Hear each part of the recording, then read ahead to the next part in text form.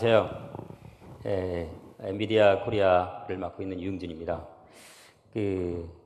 저희 행사를 주로 할 때 제가 나왔는데 이렇게 또 스토리지 회사에 이렇게 또 메시지를 전하기 위해서 나온 게 좀 색다르긴 한데요. 제가 1시간 전에 와서 이 전에 우리 피오 스토리지 BP 말씀 중에 한 가지가 좀 생각났습니다. 첫 번째가 우리나라 사람들이 AI 관련돼서 인식하고 있는 율이 한 79%라 그랬나요? 상당히 높게 나온 걸로 되어 있어요. 제가 한 달 전에 IBM의 CEO 행사를 가서 또 말씀을 전한 적이 있어요. 그래서 우리나라 분들이 얼리 어답터들이 많죠. 그래서 AI나 딥러닝 관련돼 갖고 상당한 좀 호기심이 많아서 실제로 많이 채택하는 경향은 있습니다만, 실제적으로 AI나 딥러닝은 바텀업이 아니라 탑다운으로 내려오는 사실은 그러한 좀 토픽입니다. 그래서 물어봤습니다. 한 200명 정도 계셨는데요. 여러분 중에 혹시 AI 딥러닝에 대해서 들어보신 적 있습니까? 90% 태생이 다 들어보셨어요. 그러면 혹시 딥러닝을 여러분 업무에 적용하신 분이 있습니까? 그 중에 10%가 안 되더라고요. 그래서 실제 한국에 아주 학교나 연구소나 특별히 뭐 통신사, 우리 네이버 같은 CSP나 아니면 삼성 같은 큰 회사를 제외하고는 실제 딥러닝을 IT 부서에서 적용하는 것은 극히 아직까지 좀 제한적이에요. 그런 측면에서 좀 아직은 갈 길이 좀 많겠다 이런 좀 생각이 좀 들었습니다. 제가 오늘 여러분한테 좀 같이 전하고 싶은 거는요. 좀 전에 나온 IMAI라는 부분이 실제 저희가 매년 GTC라고 GPU 테크놀로지 컨퍼런스를 연간 한 번 저희 본사 근처 산타클라라 산호세 쪽에서 좀 하고 있습니다. 거기에는 매년 저희가 이제 인셉션 파트너라고 해서 스타트업 컴퍼니들이 AI 딥러닝 기반에서 만든 애플리케이션을 경연을 시킵니다. 그래서 거기에서 선택된 10개 애플리케이션을 보여주는 거거든요. 그 중에 10개가 나왔습니다. 근데 저희 나라에서도 좀 많이 좀 들어오고 있어요. 근데 아직까지는 채택이 좀 되지 않아 갖고 좀 많이 좀 됐으면 좋겠고요. 오늘 여기 참석하신 분들은 아마도 IT 쪽에 계신 분들이 좀 많이라고 좀 생각이 듭니다. 저도 뭐 여기 오기 전에 오라클이나 썰이나 HP 같은 좀 IT 회사에 있었는데요. 아마 이전에 IT 쪽에서 계신 분들한테 제가 말씀 전하는 건 그렇게 흔치 않았습니다. 근데 오늘 뭐 그런 측면에서는 실제 저희 엔비디아가 보는 AI 딥러닝의 현황 좀 말씀드리겠고요. 왜 이게 중요한지, 현재 어디까지 트렌드가 와 있는지 좀 말씀드리겠고요. 그 다음에 일부 유스 케이스 좀 말씀드리고, 왜 저희가 피오 스토리지와 이렇게 좀 서로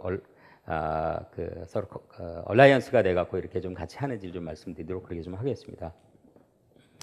여러분 이거 뭐 아실 겁니다. 아마 대부분 사람들이 IT에 계신 분들은 정말로 20년 전에 PC를 통해서 실제 인터넷이 들어오면서 여러분 환경이 다 바뀌었죠. 여러분 가정에서도 실제 일을 하실 수 있는 환경이 되었습니다.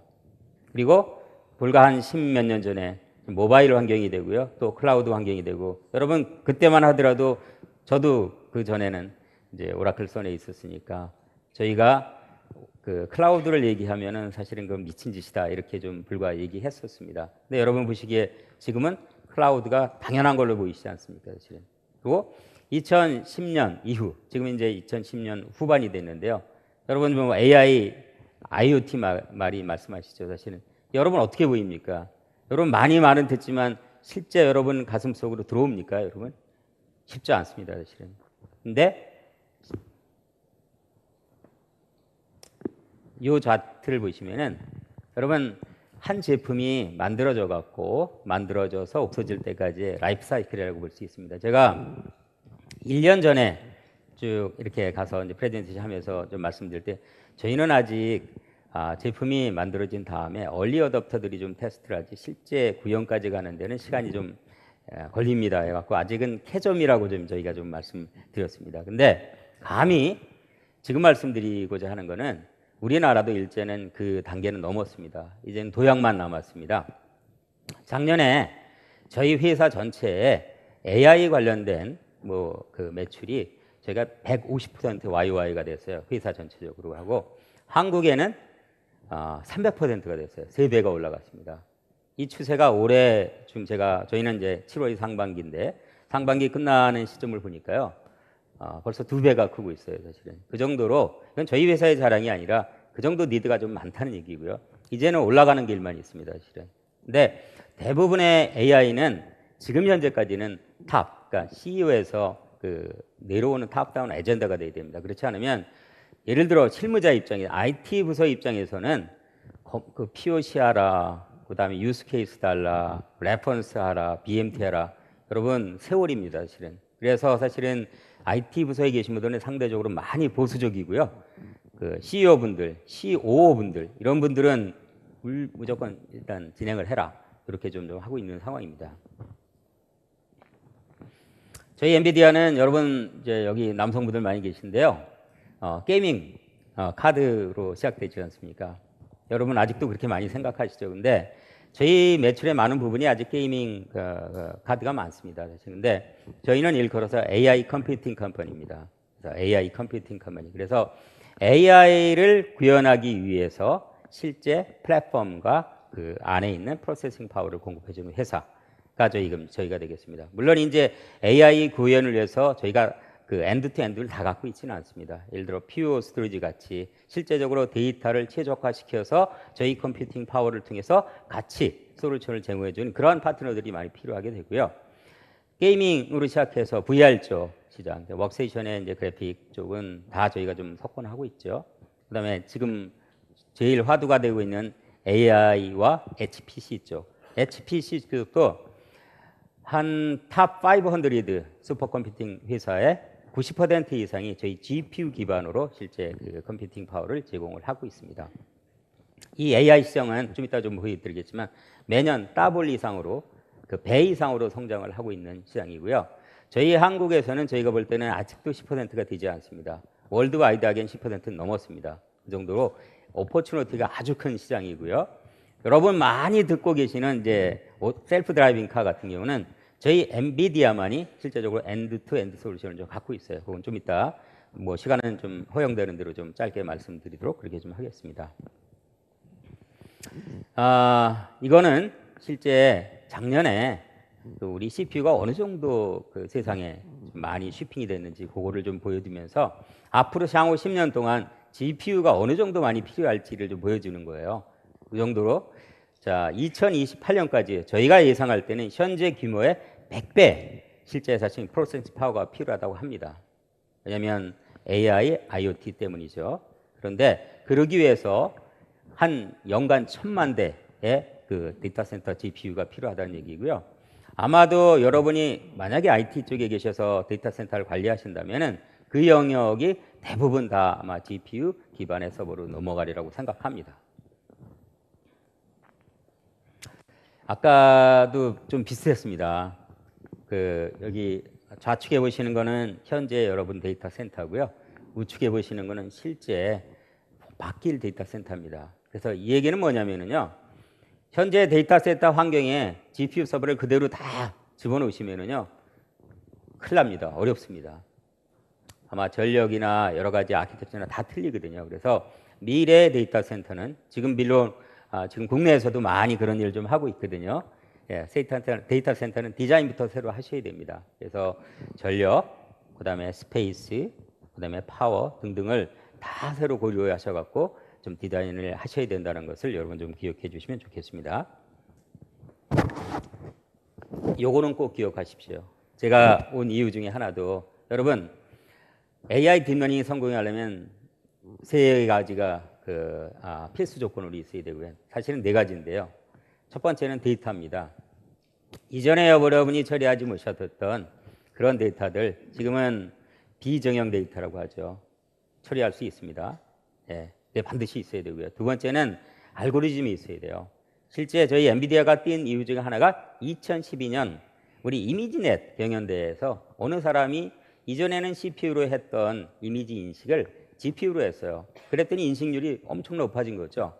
그 이후로 폭발적으로 사실은 GPU에 대한 니드가 좀 커지게 되겠고 저희 같은 경우는 한 2년 전에 우리 알파고하고 이세돌하고 좀 대결을 했죠. 아마 그때가 큰 돌파구가 되었다고 생각합니다. 그래서 두 번째는 이제 알고리즘이 좀 있어야 되는데 이 알고리즘은 지금 글로벌 엔터프라이즈 회사들은 대부분 알고리즘 만들고 있어요. 세 번째는 그것을 처리하기 위한 실제 컴퓨팅 파워가 있어야 됩니다. 이 세 가지 조건이 충족이 됐을 때 실제적으로 그 AI를 구현할 수 있다라고 하는데요. 사실은 한 가지가 더 있습니다. 그건 이따 말씀드리도록 하겠습니다.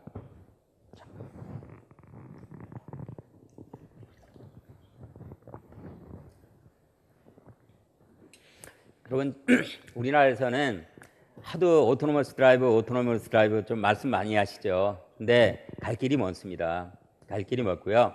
왜 이걸 보여드리냐면 오토노머스 드라이브를 구현하기 위해서 얼마나 많은 공정이 필요한지를 좀 보여주기 위해서 이걸 하였습니다. 일일이 다 말씀을 드리진 않겠습니다.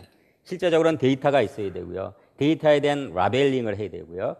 그것을 실제 트레이닝을 시켜야 돼요. 그 트레이닝을 시키기 위해서는 많은 스토리지가 필요하죠. 그래서 그 피오 스토리지와 저희가 좀 필요하게 된 거고, 세 번째는 그걸 통해서 실제 적용을 하게 됩니다. 적용을.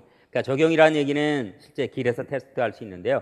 시뮬레이션이라는 과정이 있어요. 실제 길에 있는 그 도로의 모든 환경, 그 바깥에 있는 모든 환경을 저희가 다 구현할 수는 없습니다. 그래서 시뮬레이션 과정을 통해서 실제적으로 차량에다가 드라이브 PX 같은, 페가수스 같은 저희 이제 그 드라이브 전용 카드를 장착해서 운행을 하면서 다시 그것을 돌려서 그 트레이닝을 시키고 이런 식으로 돌아가게 되죠. 이것을 하기 위해서는 정말로 수많은 데이터가 좀 필요하게 됩니다. 여기 뭐 데이터가 얼마나 많이 필요한지 예의로 나와 있으니까 이건 그냥 넘어가겠습니다. 여러분, 여기 나와 있는 대로요. 실제 오토노머스 드라이브를 하기 위해서 여기 나와 있는 이제 좌측에 드라이브 AB라고 나오죠. 요거는 이제 바깥의 환경을 말해요. 그러니까 바깥에 오브젝트나 프리스페이스나 패스, 레인 뭐 등등등등 이게 다 어쩌면 모델링, 프레임워크입니다, 사실은. 그리고 이 우측에는 차량 안에 있는 것을 말해요. 이것도 다 모델이에요. 그러니까 얼마나 많은 모델들이 훈련을 계속 시켜야 되는지, 그러려면 얼마나 많은 컴퓨팅 파워와 스토리지가 필요한지 여러분 좀 예상하실 수가 있습니다. 예, 이렇게 많이 필요하다는 얘기고요. 정말 많이 필요합니다. 그래서 실제적으로 AI 딥러닝은 데이터와의 전쟁입니다. 데이터와 프로세싱 파워의 전쟁이라고 보시면 되겠습니다. 저희가 불과 이제 한 3달 전에 DGX2라는 이제 슈퍼컴이죠. 딥러닝 중인 슈퍼컴 좀 발표했거든요. 이거는 2페타바이트 성능이에요. 이렇게 그냥 쉽게 얘기하시면 여러분 이번에 이제 그 키스티의 5기가 실제 25.7페타플랍이에요. 요거 기사님 한 13대 정도 있으면 이렇게 바로 맛 비교는 안 되지만 13대만 있으면 그 파워가 되는 거예요. 그 정도로 슈퍼 파워를 갖고 있는 거고 딥러닝 전용입니다. 이게 이제 저희 퓨어 스토리지와 같이 인테그레이션에서 같이 올라갈 수도 있다라고 보시면 되겠고요.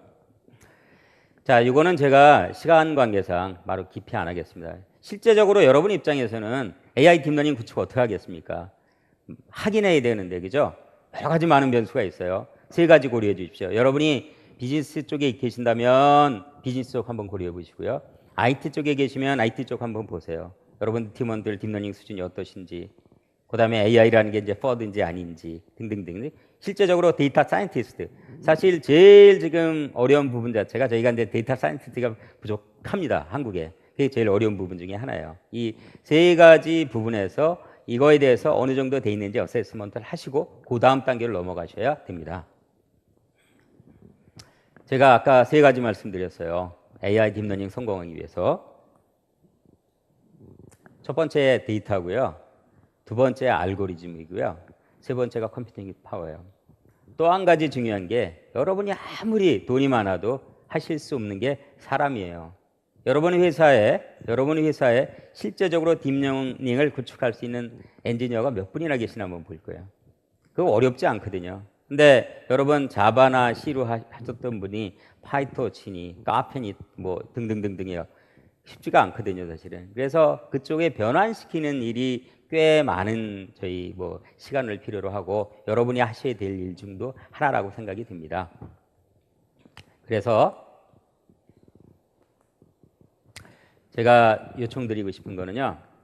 저희는 이제 DLI라 그래요. 딥러닝 핸즈온 교육이라고 해요. 그래서 엔비디아가 사실은 이제 AI 딥러닝 쪽에는 사실 뭐 외부에서는 얘기 많이 하지만 마땅한 좀 뭐 컴페티터라고 할까 그게 없습니다 사실은. 그래서 저희의 미션은 또 한국에서 제 미션은 실제 딥러닝에 대한 난리지를 가능한 많은 분들이 IT에 계신 분들이나 아니면 리서치에 계신 분들이 빨리 알고 실제 현업에서 적용하시게 하는 거거든요. 그래서 저희가 DLI라고 매달 하고 있습니다. 매달 하고 있으니까 여러분 관심 있는 분들, 근데 전혀 그 IT에 대한 난리지가 없으신 분들은 안 되고요.